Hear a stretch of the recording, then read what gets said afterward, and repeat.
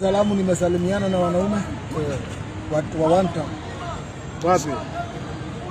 Sitaambia mahali penyewe. Sasa unataka kusaidika. Unajua news kwa moja kwa rais. Ndio, mimi nataka asikie because I'm his fan. Sikujieleze. Umepigwa juu ya nini? Umeendaje hadi ukapigwa ndo apata hiyo. Okay. As far as I know in Kenya, we are facing what we call inflation. That is one.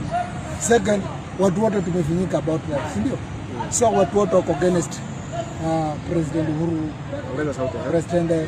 President Ruto, si ndio? So huko kwa government but unakubali Ruto, watu wako against yeye. With so many facts I can give. Give the facts. One term, Ruto is a Kenyan. He has a right to be the president.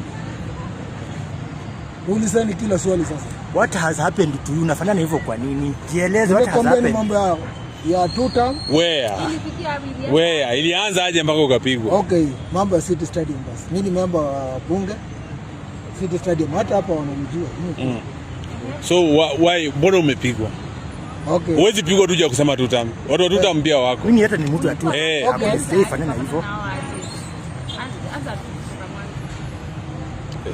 Ama umepiga kichwa kwa confused. Eleza pole pole, tumeendaje? Asa, you know you people, I want one person who is a